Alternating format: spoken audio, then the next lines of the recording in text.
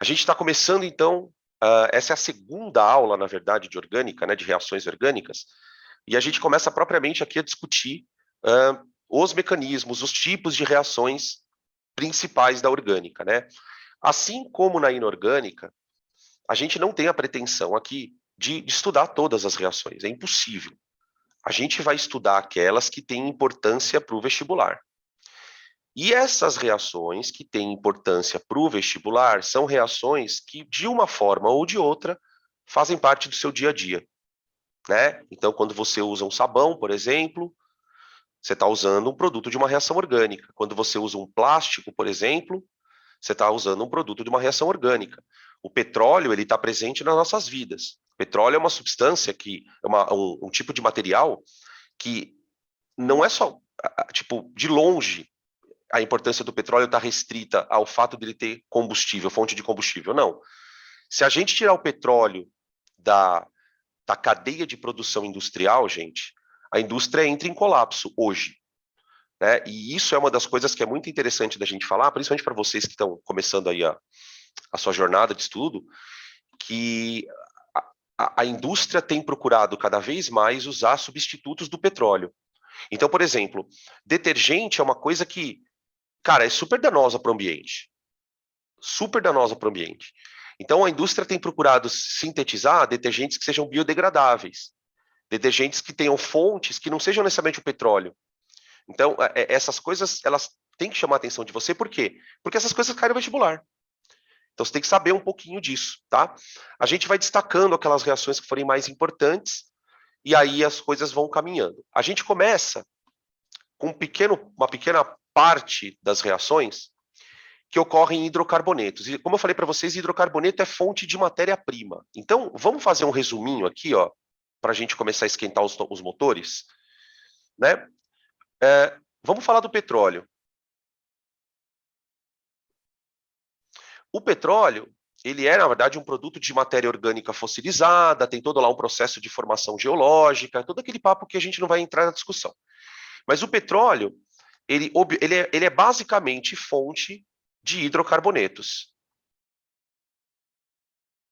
Se vocês voltarem lá nas aulas de orgânica, lá no primeiro semestre, a gente discutindo nomenclatura de hidrocarboneto, discutindo cadeia de hidrocarboneto, falamos de propriedades físicas de hidrocarboneto, né? Os caras são lipossolúveis, os caras, a volatilidade está muito associada ao tamanho da cadeia. Tudo isso aí tem que estar na tua cabeça aqui, tá? Bloom, traz a química geral para cá, traz a nomenclatura para cá, encorpa a coisa. Bom, desses hidrocarbonetos, a gente vai destacar uns grupos. Ah, e uma coisa importante, né? Esse processo de obtenção de hidrocarbonetos, ele é via destilação fracionada.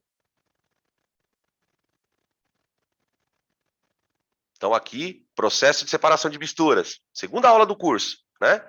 Beleza. Desse processo de destilação, a gente vai separar as frações, né, do petróleo, fração mais leve.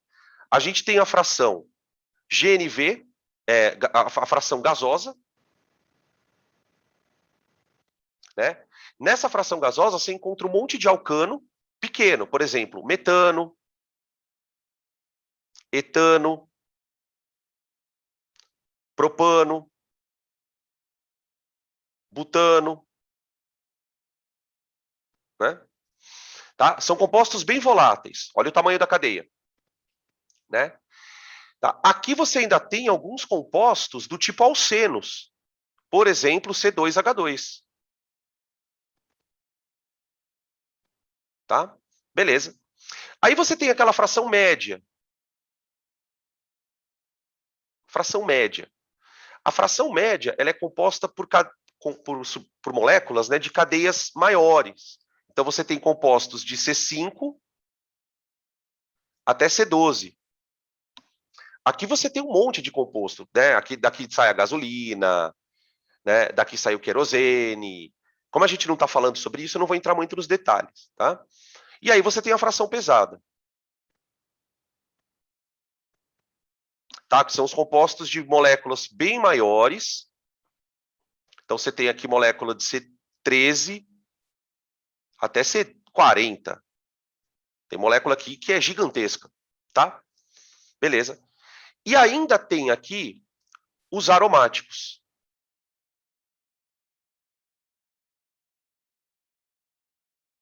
Tá? E aí muitas dessas moléculas acabam se transformando em outras na indústria petroquímica, né? Se eu quero produzir, por exemplo, um hidrocarboneto ramificado, se eu quero produzir um aromático ramificado, eu vou usar essas moléculas como ponto de partida. A gente costuma dizer que alcano, gente, é o arroz com feijão da matéria orgânica. É aquilo que tem de mais básico, né? Então, do alcano você produz tudo o que você quiser. Do alcano você vai produzir álcool, do alcano você vai produzir cetona, do alcano você vai produzir aldeído, do alcano você vai produzir fenol. Então, daqui é que parte tudo. Por isso que quando a gente começa a estudar reação orgânica, as primeiras que a gente vê são de alcanos e aromáticos. Tá? A gente ainda vai falar de alceno, vai falar de alcino, tá? Mas quando a gente fala em substituição, aí nós estamos falando de alcano. Então, lembrar, né? CN, H2N, mais 2. E os aromáticos são os compostos contendo o anel benzênico, que é todo especial. O anel benzênico ele tem uma característica porque assim, geralmente, o que acontece na orgânica? Composto que tem dupla ou tripla, normalmente é mais reativo do que composto saturado. Tá bom? Porque as duplas e triplas são mais fáceis de serem rompidas, por causa da ligação pi. O benzeno chama a atenção justamente pelo contrário. O benzeno, apesar de ter 3 duplas, ele é super estável. Então, ele não sofre qualquer tipo de reação. As reações do benzeno são reações que são lentas, você precisa usar catalisador, né? Então, por quê? Porque o composto é muito estável. Então, aqui nós estamos partindo de reações com compostos pouco reativos. Né? Se vocês assistiram a aula preliminar lá de Química Orgânica, você deve ter lembrar que eu comentei com vocês sobre uma coisa chamada sítio ativo. Vamos dar uma olhada aqui. Espera aí. Deixa eu achar aqui. Onde está aqui? Nucleófilo. Ó, olha para esse slide aqui. Esse slide aqui mostra algumas regiões de moléculas que são suscetíveis a reagir por alguma questão. Alguma coisa tem ali que vai atrair uma outra molécula, né? Tá aqui. No alcano, você não tem nada disso. Alcano não tem dupla. Alcano não tem par de elétrons sobrando. Alcano não tem átomo eletronegativo. O alcano é uma coisa inerte, do ponto de vista químico. Tanto é que a gente costuma se referir ao alcano dizendo que eles são parafinas. Parafina significa pouco reativo, tá? Merchan do curso aqui, ó. Se a gente tivesse no presencial, vocês iam ganhar esse ano.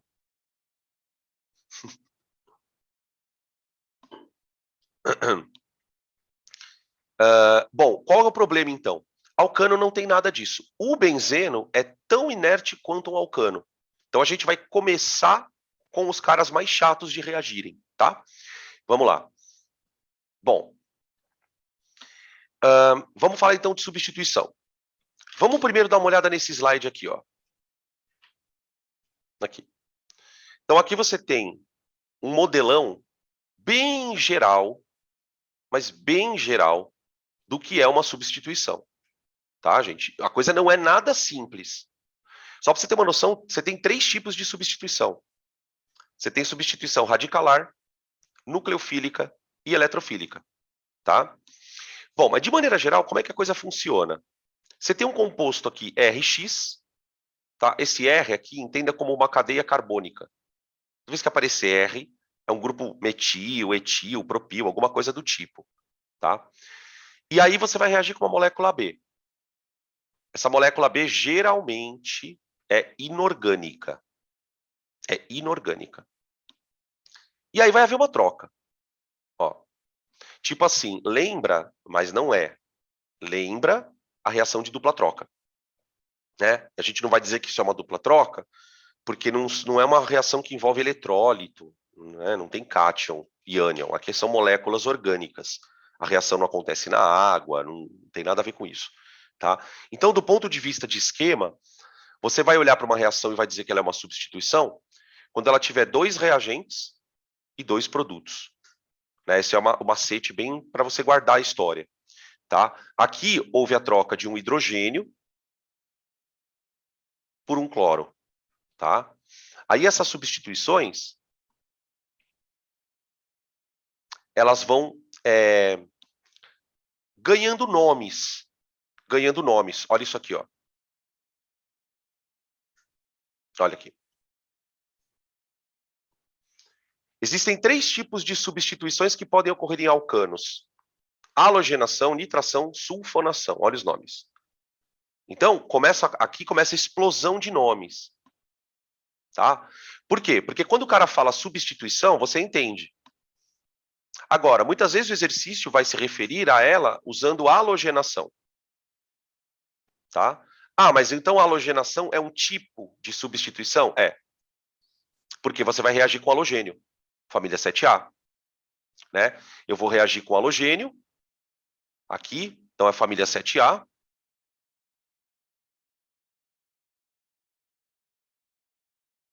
Tá?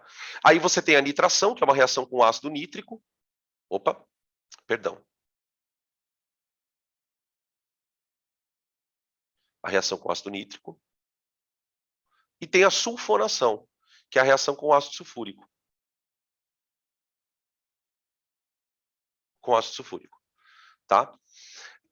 A mais importante delas é a halogenação. Sem dúvida é a halogenação, a mais importante. Tá? Beleza? Podem tirar print.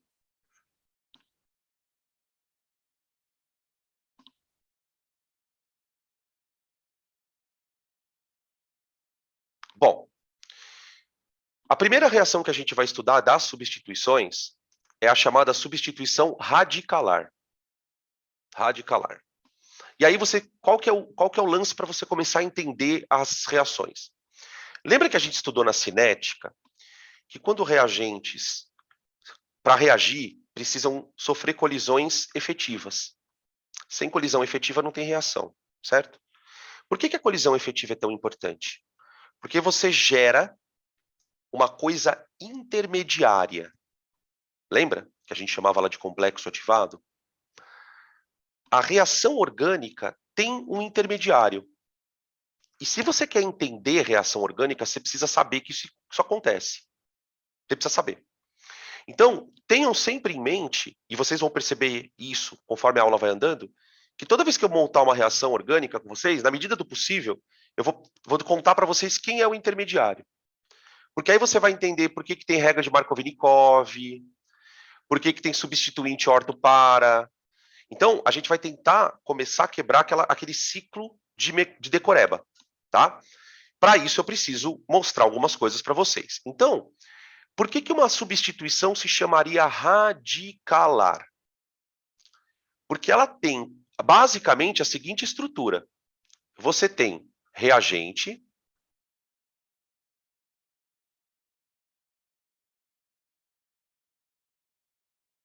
que vão sofrer uma colisão efetiva. Essa colisão efetiva vai gerar um intermediário, que é um radical livre.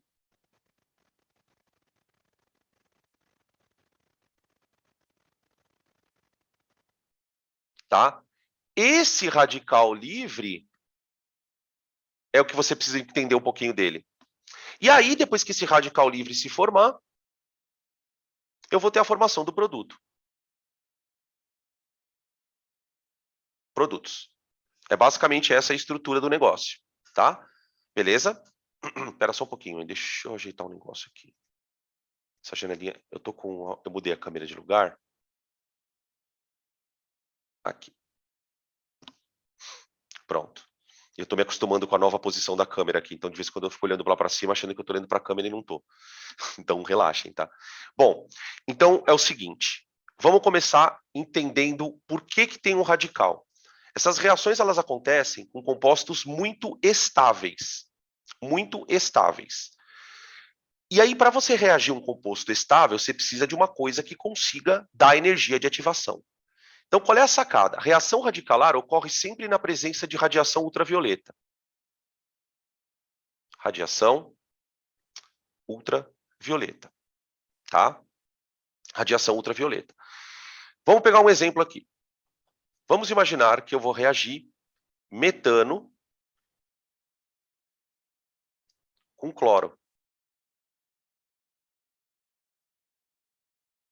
Tá? Eu vou fazer uma halogenação do metano. Tá? A gente vai chamar de halogenação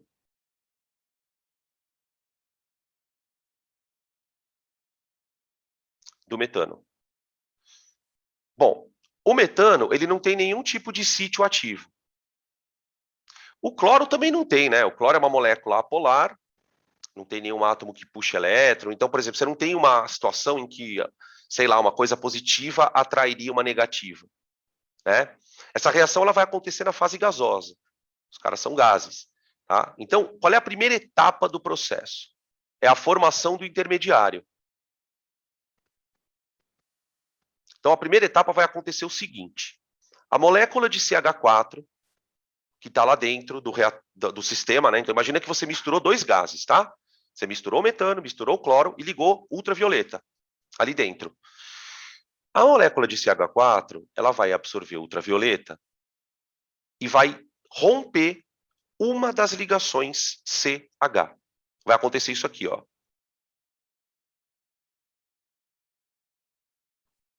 Elétronzinho do carbono e elétronzinho do hidrogênio. Tá ali. Você formou radicais livres. Tá? Esses radicais livres são as espécies superreativas, né? Os caras têm um elétron desemparelhado. Estão instáveis, né? O carbono está com 7 elétrons na sua camada de valência. O hidrogênio está com 1 elétron na sua camada de valência. Então, essas espécies são reativas. Só que a molécula de cloro também entra no balaio.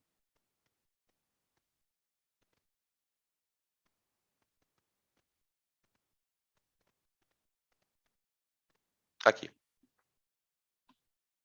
Tá vendo? A molécula de cloro entra no balaio. Ou seja, você não tem a formação de radical livre só de carbono e hidrogênio, você tem a formação de radical livre de cloro junto. Então, agora você imagina lá dentro essas espécies todas colidindo entre si. Você pode ter um monte de situações. Por exemplo, a segunda etapa, a gente vê a formação dos produtos. Ó. A segunda etapa vai acontecer de que maneira? Por exemplo, um átomo de CH3, um grupo CH3, pode encontrar com o cloro e formar H3C, Cl. Certo? E o hidrogênio ponto encontra com o cloro ponto e forma HCl. Tá? A partir do momento que você forma radical livre, gente, qualquer colisão passa a ser efetiva com os caras. Colidiu, reagiu, colidiu, reagiu. Inclusive, você pode ter a formação de um outro tipo de substância aqui. Por exemplo, imagina se esse radical aqui, ó, encontra um igual a ele. Encontra um igual a ele. Você vai formar etano. Imagina se um átomo de hidrogênio encontra um igual a ele. Você vai formar H2. Você começa a ter subprodutos. Subprodutos. Por que é mais difícil, por exemplo, um hidrogênio encontrar com outro hidrogênio? Porque para cada hidrogênio eu tenho 2 cloros. Então a probabilidade de um hidrogênio encontrar um cloro é um pouco maior. Então você começa a ter uma porrada de produto. A gente costuma dizer que essas reações elas são inespecíficas. Por quê? Porque o intermediário delas é tão reativo que você não tem seletividade nenhuma. Vira um Deus dará o negócio, né? Se a gente olhar para essas reações, a gente vai então escrever a global. Como é que seria a global? Global. A global seria CH4 mais Cl2 dando CH3Cl mais HCl. Aí vamos lembrar a nomenclatura um pouquinho, né? Ó, aqui você pode chamar de clorometano ou cloreto de metila.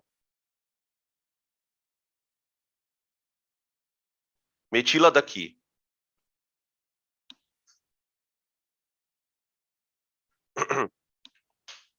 Pronto. Beleza? Tudo bem? Essa é a... Ah, mas Dan, eu preciso ficar pensando nisso toda hora? Não. Só que eu tenho certeza que agora você vai olhar para essa reação e vai entender ela. Porque você sabe um detalhe. E mais importante, é uma reação inespecífica. Formou radical livre ali. Quando é que essa reação termina? Quando todos os radicais encontraram seus pares. Então você vai ter alguns subprodutos aqui. Tá? Tudo bem? Tranquilo? Então, uma boa dica também, ó, é observar isto. Geralmente, quando você tem reação envolvendo ultravioleta, é porque você precisa da formação de radical livre. E geralmente você faz, por exemplo, tem reação de polimerização que faz assim. Para formar, por exemplo, polietileno, tá? São reações que podem ocorrer da forma de radical. Tranquilo? Qual é o problema daqui? O problema daqui é o próximo slide. Então, já podem tirar print desse para a gente seguir.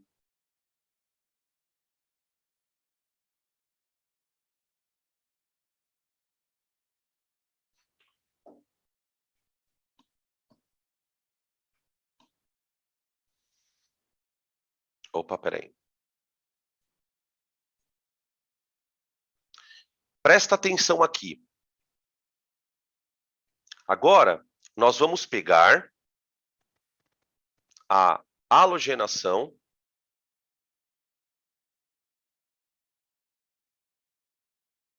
do etano. Etano não. Não quero etano, não. Propano.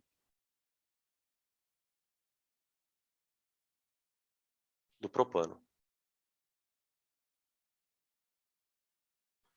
Então, vamos lá. Eu vou montar a estrutura do propano aqui, ó.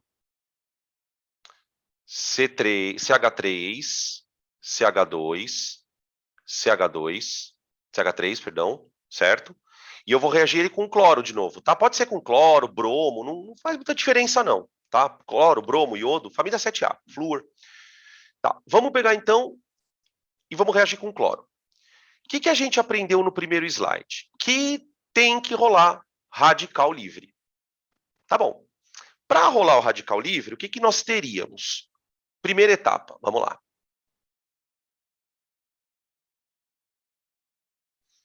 Vamos pegar a molécula de propano e jogar a luz ultravioleta nela.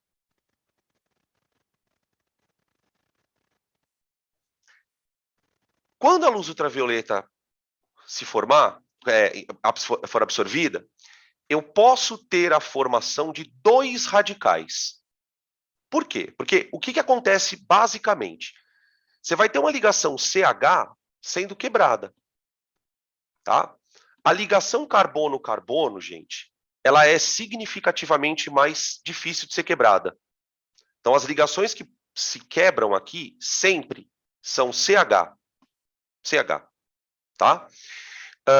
De tal maneira que você sempre vai ter um radical livre na molécula inteira. Então, se você tem uma molécula de 3 carbonos aqui, ó, você vai ter um radical livre ou aqui, ó. Então, a molécula, um dos radicais pode ser esse aqui.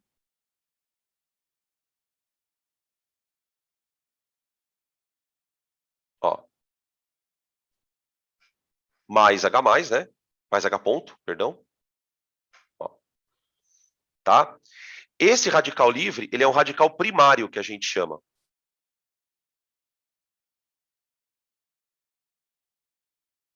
Por que ele é um radical primário? Porque o elétron desemparelhado está no carbono primário. Mas pode acontecer da ligação daqui do meio quebrar. Ó. Então, você pode ter isso aqui, ó, ou isso aqui.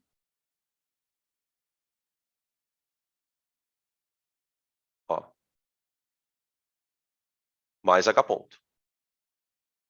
Aí você terá, então, um radical secundário.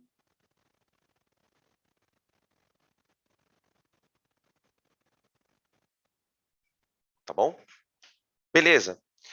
Qual a consequência disso? A consequência disso é que você pode ter dois produtos formados. Por quê? Porque não se esqueça que você tem o cloro, né? Vamos lá, vamos pegar o cloro aqui, vai. Enquanto isso, olha o que está acontecendo com o cloro. Cl2, ultravioleta, virando Cl ponto, mais Cl ponto. Então, o que pode acontecer, por exemplo? Se um cloro atacar esse radical, você vai formar um composto com cloro no primeiro carbono. Tá? Ah, uma coisa importante, tá, gente? Eu vou falar, não sei se vocês chegaram a pensar nisso, mas esse carbono aqui é o mesmo que o primeiro, que o outro, né? Então, tipo, formar aqui ou formar aqui, tipo, dá na mesma. Concorda? Tá? Então, você pode ter a formação de este produto aqui, ó, ou este. Então, como é que a gente escreve global? Você não precisa escrever tudo isso. Você só precisa saber o que está acontecendo. Então, ó, eu vou escrever a reação assim, ó. CH3, CH2, CH3, mais Cl2, vai formar. Você escreve desse jeito, ó, dois caminhos. Tá? O primeiro, o composto, vai ser esse aqui, ó.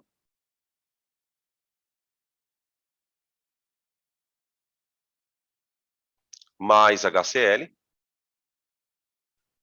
E o outro vai ser isso aqui, ó.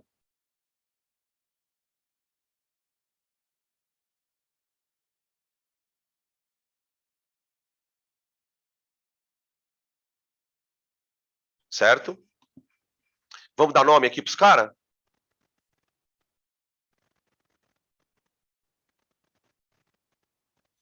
Um cloro propano. Opa.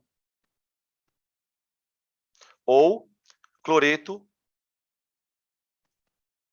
de propila. Ou N-propila, né? Pode ser também. Propila. Tá? Aqui você vai ter o 2-cloro propano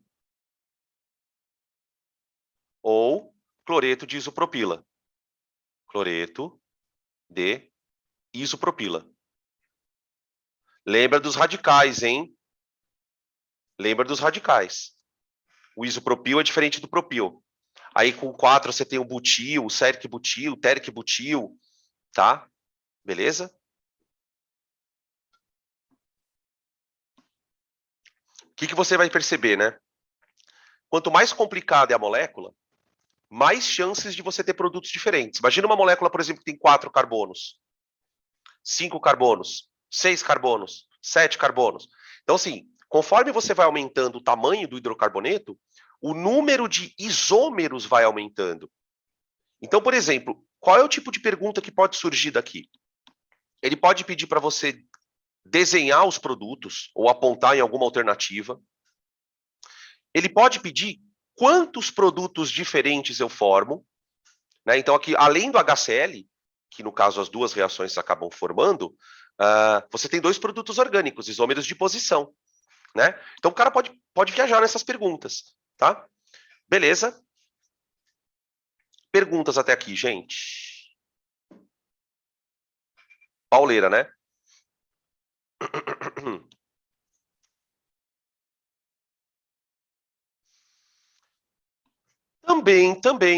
Também. É mais difícil romper a ligação do carbono por causa do orbital? Também, mas a ligação do carbono com o hidrogênio envolve o mesmo orbital. Acho que tem mais a ver com a força de ligação.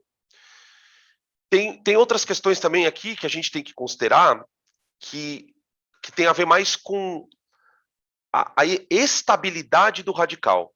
Porque, assim, quando a gente fala em radical livre, a gente está pensando em coisa que é instável, certo?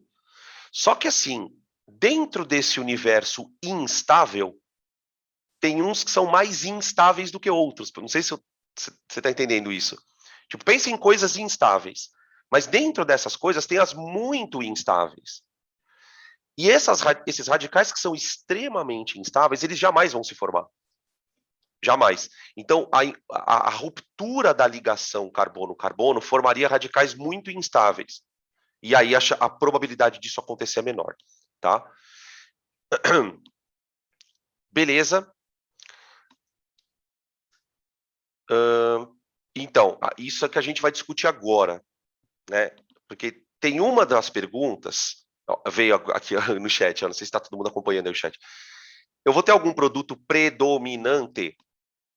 E aí a gente precisa parar um pouquinho, porque isso é uma coisa que na orgânica tem, né, de monte. O que a gente está vendo aqui é que a reação tem dois caminhos para seguir. Tem dois caminhos, né? Só que vamos lembrar que cada caminho vai ter um complexo ativado. Então, aqui você vai ter um complexo ativado 1, e aqui você vai ter um complexo ativado 2. Tudo bem? Qual é o problema? Para cada complexo ativado, você tem uma energia de ativação. De tal maneira que o que vai acabar acontecendo é o seguinte.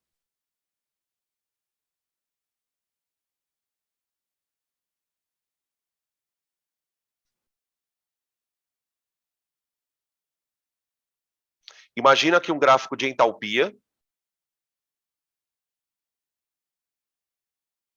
E aqui é caminho da reação. O que nós estamos propondo aqui é o seguinte, ó.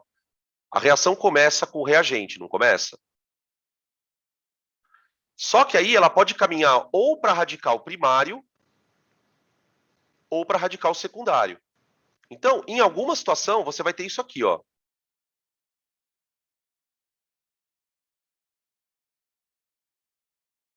Por exemplo,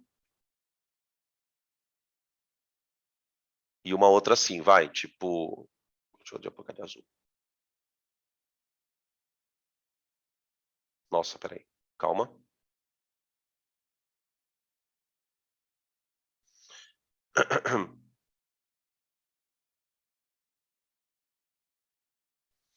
Cuidado para não achar que isso é um catalisador, tá? Não é catalisador e eu vou explicar por quê. Peraí, deixa assim que eu conseguir desenhar, tá, gente? Assim que eu conseguir desenhar, eu explico para vocês, tá? Ó. Agora vai.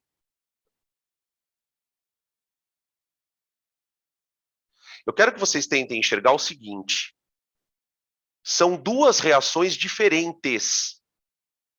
Não é que uma está catalisada e a outra não. Porque, ó, o ΔH é diferente.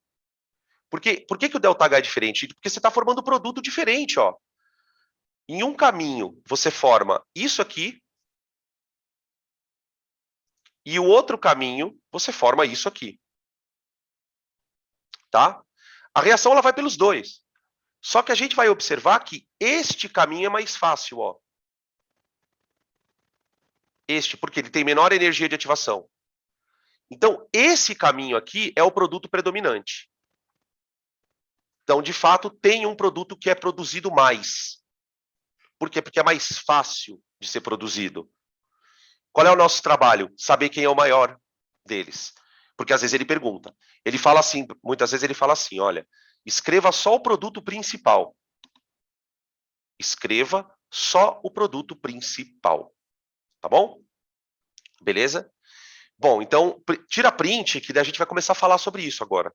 Como é que eu sei o produto principal, né?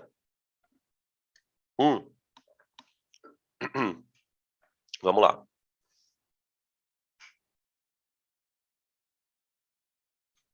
Ah, não, peraí. Puta, peraí. Deixa eu fazer uma coisa aqui.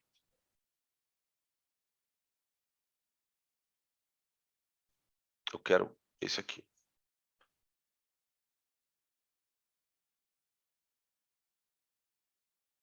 Olha aqui. Ó. Aqui você tem um slide que justamente aponta quem é o produto principal. Tá? E aí, qual que é a situação, né? Por que esse cara é o principal? que ele tem de importante para ser produzido mais? Você vê que a diferença não é tão grande, mas é uma diferença. Tá? Em algumas situações, essa diferença pode ser maior até. Tá? Tudo vai depender de algumas questões aqui. Se você parar para pensar na matemática, isso é completamente ilógico. Ilógico. Quer ver uma coisa? Olha que interessante isso. Eu adoro isso, cara. Eu amo a matemática. Vamos supor que a substituição seja aleatória.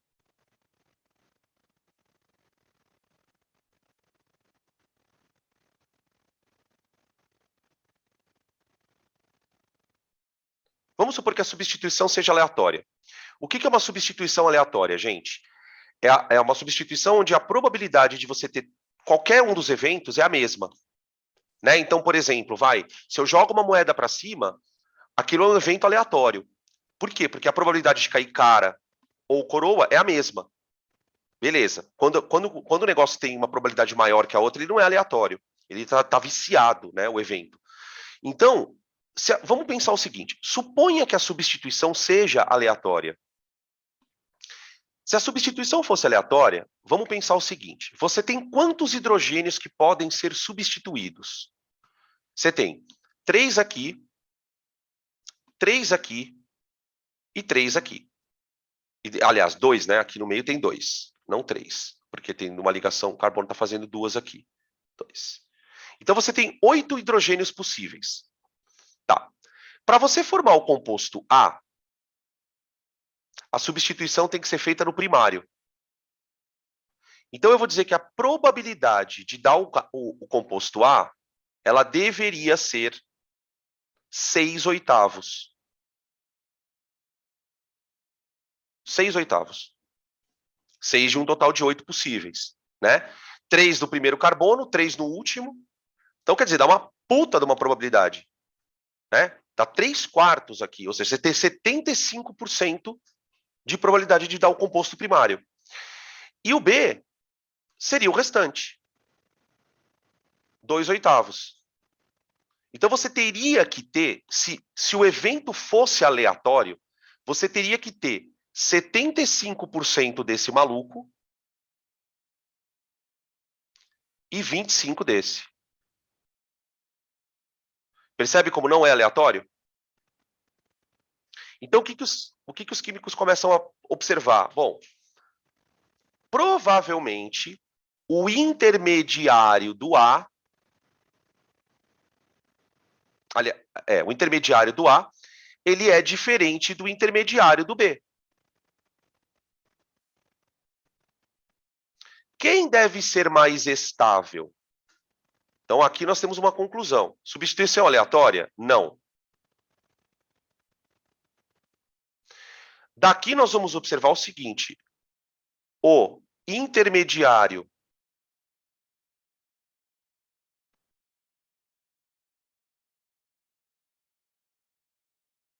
secundário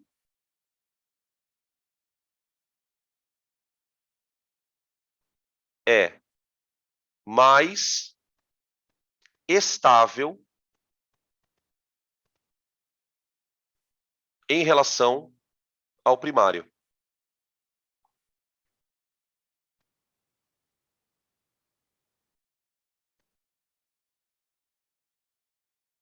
Tá?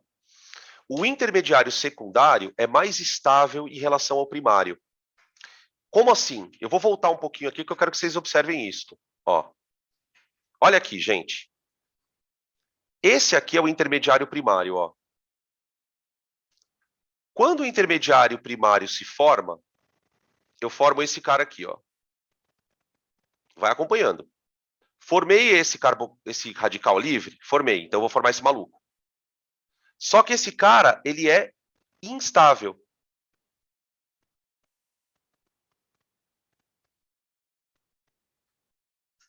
Comparado com o secundário. Né? Nós estamos falando de radicais livres. Ambos são instáveis, mas lá na hora tem um que é melhor para se formar. Tá? Tem um que é melhor. E é esse o que governa. Então, como é que a gente tem que tirar uma regra disso? Qual é o produto principal? O produto principal é aquele que formaram o radical mais fácil de ser atacado. O radical mais passível de ser atacado. Tudo bem? Beleza? Vamos lá que eu vou trocar aqui. Não sei se vocês querem tirar print dessa tela.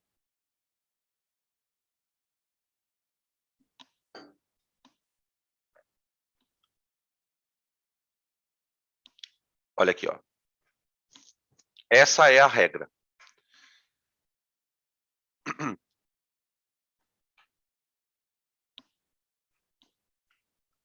O carbono terciário é o carbono que mais vai ser atacado. O carbono terciário é o carbono que mais vai ser atacado. Então, se um composto tiver carbono terciário, esse carbono terciário vai ser o mais atacado. Tá? Depois a gente tem um carbono secundário e depois o carbono primário. Aqui é a regra. Ó. A substituição de um hidrogênio terciário é mais favorável em comparação com a substituição num hidrogênio secundário, que, por sua vez, é mais fácil ou mais favorável em comparação com o hidrogênio primário. Então, por exemplo, a gente pode citar aqui um caso como exemplo. Espera aí, perdão. Quer ver? Vamos pegar um composto aqui que tenha os 3 tipos de carbono. Ó.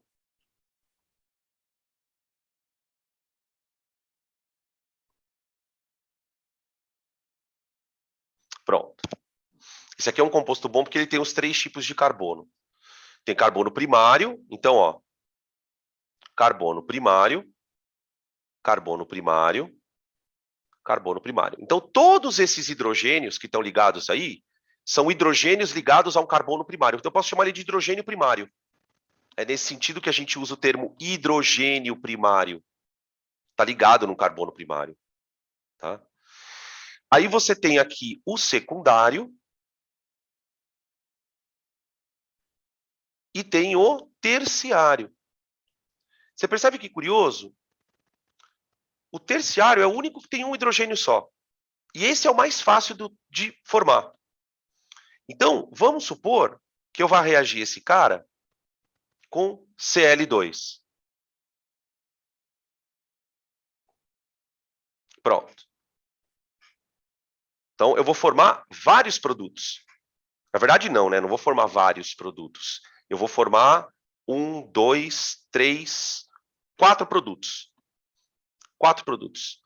Vamos desenhar todos eles em ordem de importância, tá? Vamos desenhar em ordem de importância. Quem é o produto principal? O produto principal é o produto onde a substituição vai acontecer aqui, ó. Esse é o radical mais fácil de ser formado. Esse é o radical mais fácil de ser formado. Então, você tem isso aqui, ó.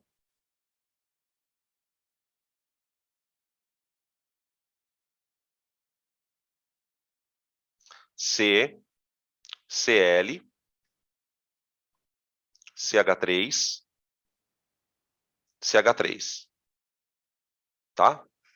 Mais HCl. Eu não vou ficar desenhando toda hora mais HCl. Depois eu desenho só aqui no final. Tá? Nome. 2 cloro, 2 metil, butano. Confere aí o nome para ver se eu não estou fazendo besteira também. Ó, 2 cloro, 2 metil, né? Que é o carbono 2, ó. Tá? Esse é o produto principal. Então vamos botar um asterisco nele. Ele é o produto principal. Depois, quem que vai aparecer? Em termos de quantidade, a substituição agora no secundário. Então, lá dentro, tenta imaginar o seguinte, né? Cada molécula vira um radical diferente. Cada molécula vira um radical diferente. A quantidade de radicais terciários é a maior que tem ali, porque ele é o mais fácil de formar. Beleza, então você vai ter mais produto dele. Depois vão aparecer os radicais secundários. Tá? Então, aí você vai ter o produto secundário, né? Então, que é isso aqui, ó. Aqui. Tirei o hidrogênio, né, ó. E aí o resto você copia. Ó. certo? Aqui você tem o 2-cloro, 3-metil-butano. Começa a contar da esquerda para a direita agora, por causa do cloro, né? Tá? 2-cloro, 3-metil-butano. Aí você tem os outros. Agora, presta atenção numa coisa aqui, ó, gente. Qualquer coisa vocês me chamem aqui, tá? Se não entenderem. Eu vou trocar um desses hidrogênios aqui, ó, tá vendo? Peraí, vamos ver aqui, ó. Eu vou trocar um desses hidrogênios.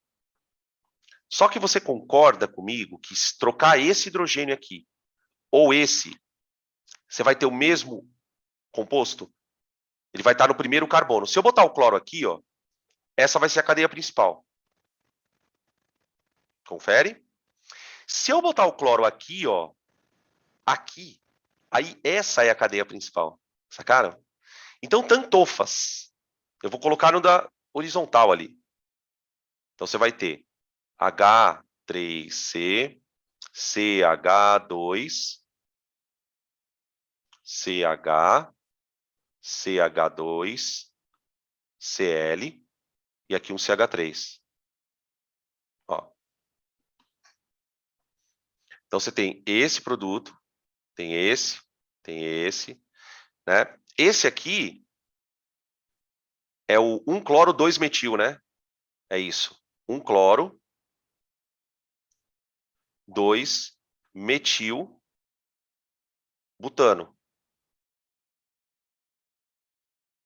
Tá? Beleza? E ainda tem mais um, né? Eu posso trocar esse aqui, ó, gente. Esse aqui, ó. Vai ficar 1,3. Então vai ficar assim, ó. Vou desenhar ele aqui no cantinho. Ó. Vai ficar assim.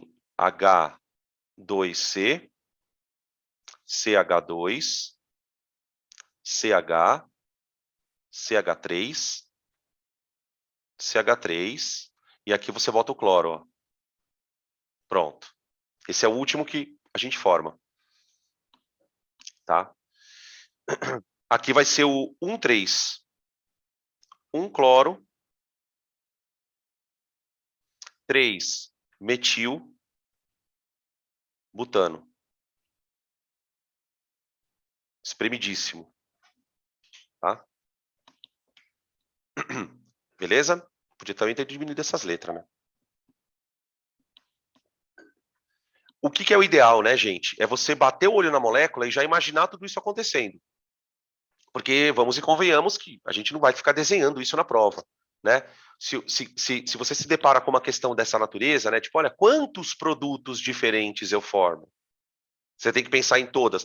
Geralmente a questão não é assim. Geralmente ele vai pedir o principal. Ele vai pedir o principal. Inclusive tem questão que ele nem fala que tem principal. Ele fala qual é o produto formado e dá só o principal.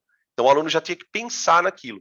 Ou seja, se cair substituição de alcano, sobretudo essas de halogênios, né? A regrinha que vai ser cobrada é essa, do produto principal.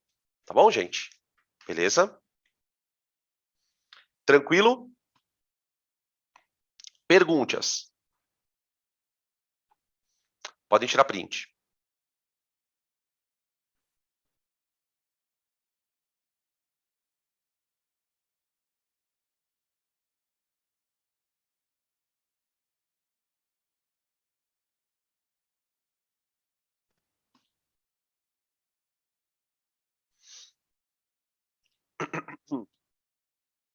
Halogenação, a gente já viu. Então, aqui já foi. Né? A nitração, gente, é um tipo de reação um pouco mais complexa. Um pouco mais complexa. A nitração ela já não é uma reação radicalar, como é a halogenação. E essa daqui a gente não precisa saber muito dela, não. Eu vou citar aqui um exemplo, só para dizer, olha, tô passando aqui para dizer oi, tá? Porque a halogenação é a que mais aparece, principalmente quando a gente trabalha com hidrocarboneto do tipo alcano. Bom, o que que você, como eu disse para vocês, a gente precisa ancorar o nosso conhecimento em alguma coisa que nos impeça de decorar muito, né?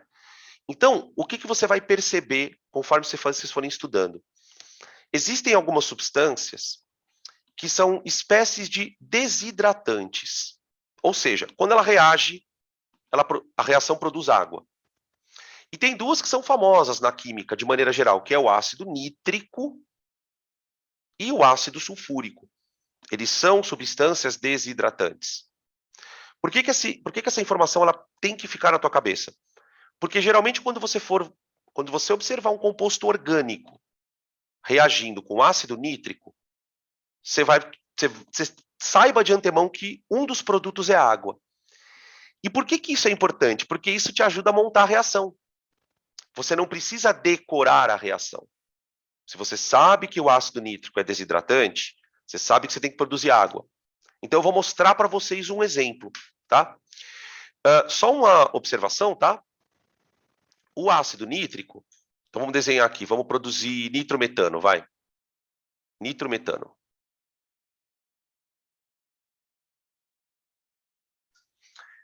Ó, eu vou pegar o metano e vou reagir com ácido nítrico. A molécula de ácido nítrico, ela tem um elemento central que é o nitrogênio, né? Ele está ligado a um OH, faz uma dupla com oxigênio e aqui uma dativa, tá? Na reação do metano com ácido nítrico, essa ligação aqui vai se romper, ó.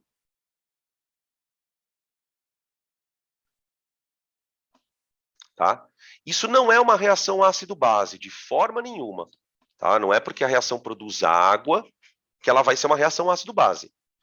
Tá? Mas para a formação de água, vai haver o ataque do grupo OH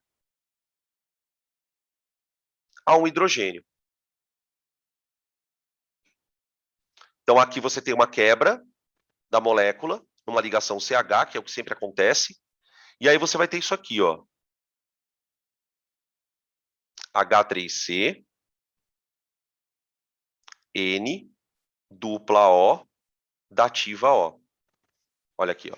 Olha o grupo nitro aqui, ó, NO2. Isso aqui é o grupo nitro, NO2. Percebe que se você tem um bom conhecimento de estrutura, você não fica tão perdido. Você sabe onde está acontecendo o negócio, tá? E aí eu vou formar água, que é um subproduto. Tá? Esse é o nitrometano. A gente costuma escrever assim, né? Ó.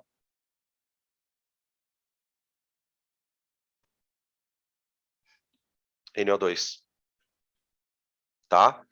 Como esses compostos não têm aplicação prática no nosso dia a dia, dificilmente você vai encontrar um composto nitro numa prova como a do Enem. O Enem gosta muito de ter relação com coisas ambientais, né? Essas substâncias, elas são perigosas, elas são explosivas, tá? Elas são instáveis, beleza? Tá? Isso também é uma substituição.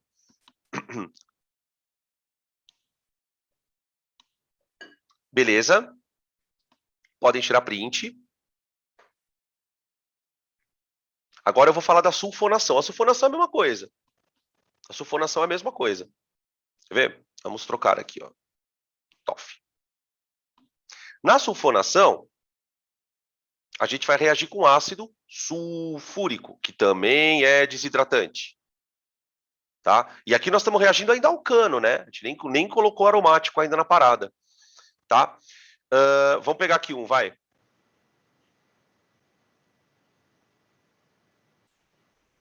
Aqui, mais. Agora, ó, eu vou desenhar a fórmula do ácido sulfúrico, tá?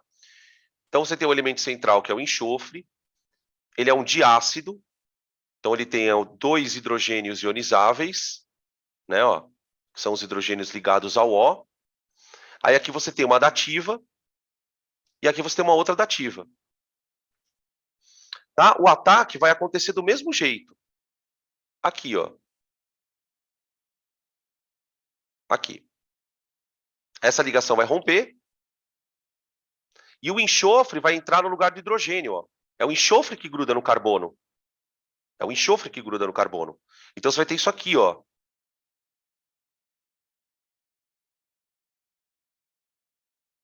CH2. Aí eu vou colocar assim, mas o enxofre está ligado no carbono, tá? Aqui, ó.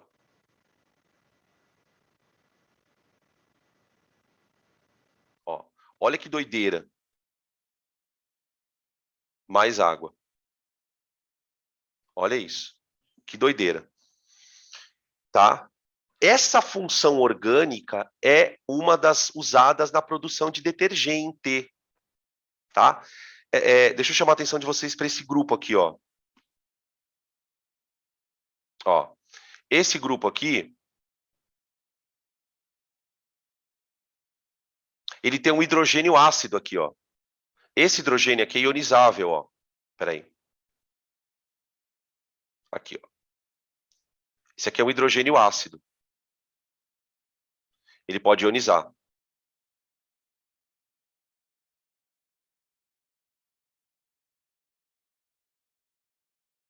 Tá bom? A função orgânica, o nome da função orgânica desse tipo de grupo, né, é ácido sulfônico.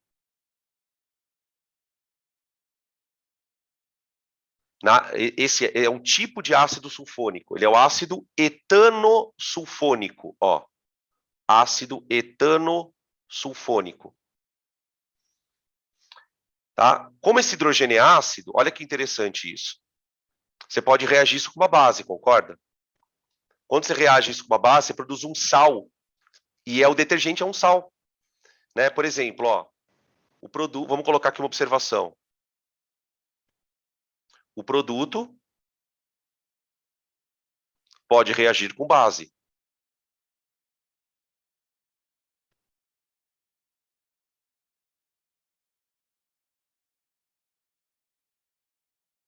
Com base.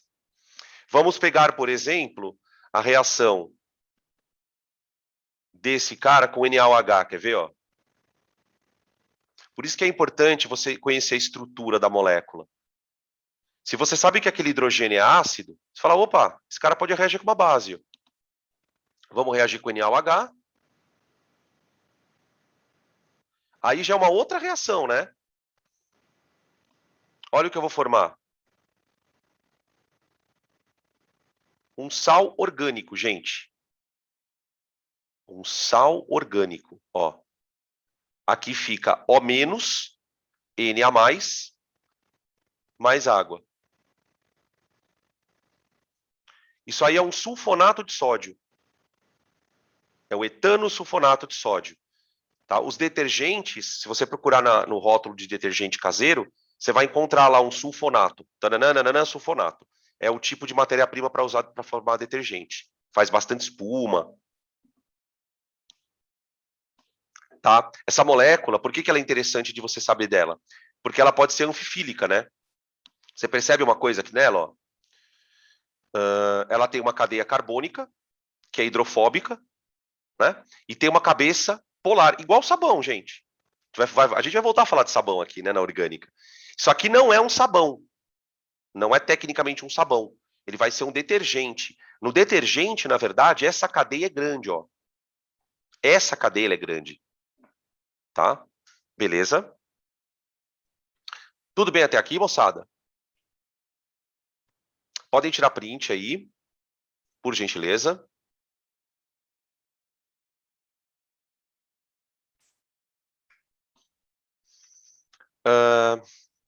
Um outro tipo de substituição que a gente pode observar, ela é um pouco mais rara de aparecer. É a chamada substituição nucleofílica. Na substituição nucleofílica, o próprio nome já diz, você vai ter um composto orgânico que vai ser atacado por um nucleófilo. Tá? Não é uma substituição muito comum,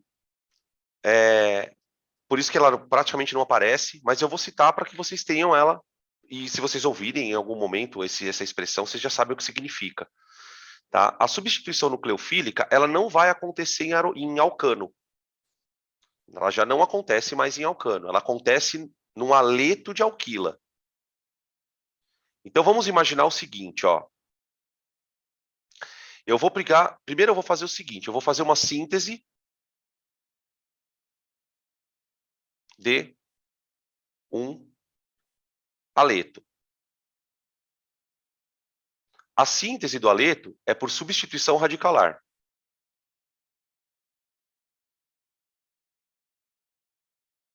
Então, vamos imaginar, por exemplo, assim, eu pego lá o metano, reajo com cloro, formando CH3Cl mais HCl. Opa. Peraí. HCl. E aí eu vou fazer o seguinte. Eu vou pegar esta molécula e vou reagi-la com uma base. Olha só o que eu vou fazer com ela, gente. Olha só. Eu vou pegar CH3Cl e vou reagir com OH-. Né? O OH- é uma espécie que tem afinidade por coisas positivas. Justamente porque ele é um ânion. Ele é um nucleófilo. Gosta de carga positiva. Tá? Na nossa molécula orgânica, eu tenho uma ligação polar. Polar. Tudo bem? Nessa ligação polar, o carbono é o polo positivo e o cloro é o polo negativo. Tá? Nota que eu não coloquei o cátion da base, porque o cátion pode ser sódio, pode ser potássio, não importa muito qual que é o cátion. Tá? Quem vai reagir, de fato, é a hidroxila da base. Quando a reação acontecer, o nucleófilo vai atacar o carbono. Ele vai ser atraído pelo carbono. Quando a gente fala atacar, né, em que sentido? Ele vai ser atraído pelo carbono. E na hora que ele atrai o carbono, o cloro se desprende e sai. O carbono precisa manter a tetravalência, né? Ah, mas por que o OH ataca? Porque ele é negativo. Uma vez que o negativo encosta, a molécula tem que se livrar de uma coisa negativa. Então, você vai ter dois produtos. Olha só. Você vai ter o composto agora, que é um álcool. Composto que é um álcool. E o cloreto. Né? Por exemplo, se você reagir com NaOH, vai formar NaCl. Se você reagir com KOH, vai formar KCl. Algum sal respectivo. Tá? Algum sal respectivo. Aqui não é uma reação de radical livre. Por quê? Porque essas espécies, né, o OH e o CH3Cl, já são mais reativas que um alcano. O alcano é aquela molécula mais difícil de reagir. Né? Então, a gente acaba... aqui você pode ter catalisador, mas você não precisa, por exemplo, de uma condição tão extrema quanto a radiação ultravioleta. Tá bom? Então, você vai percebendo, por exemplo, que a gente pode produzir álcool a partir de hidrocarboneto. Né? Você pega um hidrocarboneto, transforma ele em aleto de alquila, depois pega o aleto de alquila e transforma em álcool. Qual que é a vantagem desse tipo de processo? Você pode produzir o álcool que você quiser. Né? Porque, por exemplo, se a gente pensar em fermentação da cana-de-açúcar, você só vai produzir etanol. Mas, por exemplo, a indústria precisa de álcool de cadeia ramificada. Como é que você produz um álcool de cadeia ramificada? Você pega o hidrocarboneto, primeiro halogena ele, para que ele fique mais reativo. Aí você pega o derivado halogenado e bota uma hidroxila nele, onde você quiser. Deu para entender o lance? Então é muito. Você começa a perceber que a indústria química, você tem toda uma indústria de matéria-prima. Então você tem lá, pegou o petróleo, aí tem uma indústria que transforma o petróleo em aleto. Aí depois tem uma outra indústria que transforma o aleto em álcool. Aí esse álcool vai para a indústria farmacêutica, por exemplo. Percebe como as cadeias industriais elas acabam se conectando por conta desses processos todos, tá bom? Beleza? Tranquilo? Então, com isso a gente fecha o primeiro bloco de substituições, né? Que são as substituições em alcanos. que a gente acabou até enveredando aqui para aleto de alquila, tá? E aí a gente tem, então, os derivados. Tudo bem? Beleza? Vocês querem fazer alguma pergunta em relação aos alcanos, substituição de alcanos? Tá? No próximo bloco, a gente vai entrar na substituição de aromáticos, que é outra pegada, já é outra pegada. Tá bom? Beleza? Beleza, beleza, beleza.